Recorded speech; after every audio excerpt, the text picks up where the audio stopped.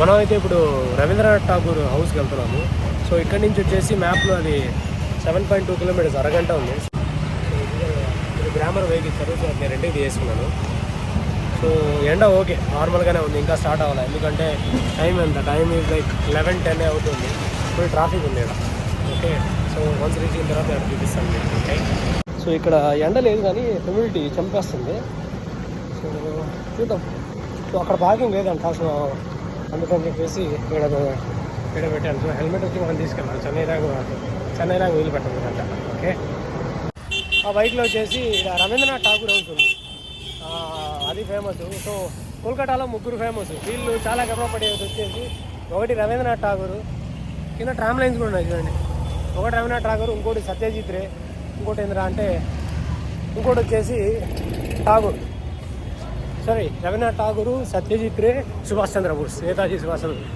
ఈ ముగ్గురిని చూసి వీళ్ళు బాగా గర్వపడతారు. సో ఈ 3 ఫేమస్ ఇక్కడ. ఓకే, మాకు వాళ్ళు ఉన్నారంటారు వీళ్ళు. సో నేను వచ్చి ఠాగూర్ హౌస్కి వచ్చాను ఇక్కడ. సో ఇక్కడ వచ్చి బెంగాలీ రాసింది. ఓకే, సో హెల్మెట్ వచ్చి కంపల్సరీగా తీసుకెళ్ళాలంట, లేకపోతే ఎత్తేస్తారు. హెల్మెట్ ఏంది అసలు, ఫోన్ హోల్డర్ కూడా ఎత్తేస్తారు అని చెప్పారు. ఓకే, అందుకని చెప్పి సో ఇది రవీంద్రనాథ్ ఠాగూర్ హౌసు.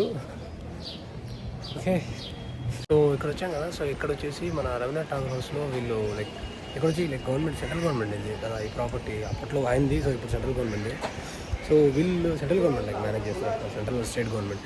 సో ఇక్కడ టికెట్ ఎంత అంటే 50 రూపీస్ టికెట్. ఇక్కడ చూశారు కదా మీరు. ఓకే, ఇక్కడ నా దగ్గర బాబు ఇక్కడ వాళ్ళు క్యాష్ తీసుకుంటారు కంపల్సరీగా. సో ఇదే కౌంటరు.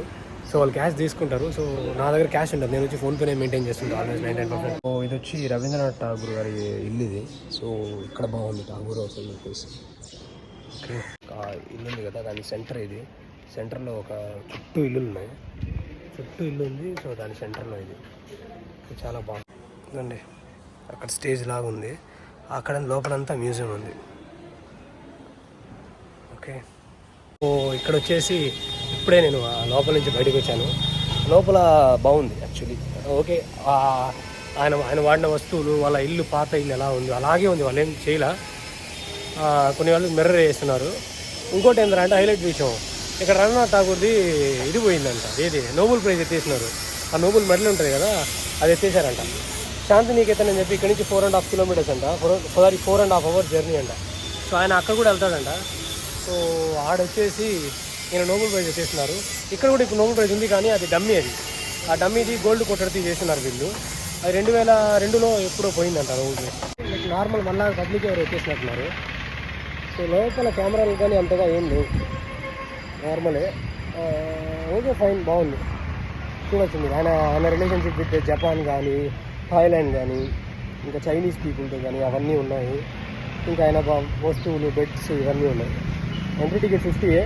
ఓకే, బాగుంది, ప్లెజెంట్గా ఉంది బా.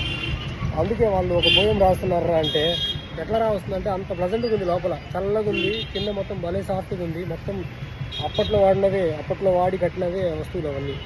దాంతో వాళ్ళ ఇల్లు అంత ప్రశాంతంగా ఉంది. చాలా పెద్ద ఇల్లు అండి. నోబెల్ ప్రైజ్ మటుకు వాళ్ళు డూప్లికేట్ పెట్టినారు ప్రజెంట్. అదే చెప్పారు, అది ఎవరు తెప్పేశారని చెప్పి. అది దాని గురించి ప్రాపర్ కూడా ఏం లేదంట ఇంతవరకు. అది మ్యాటర్. Okay, bye.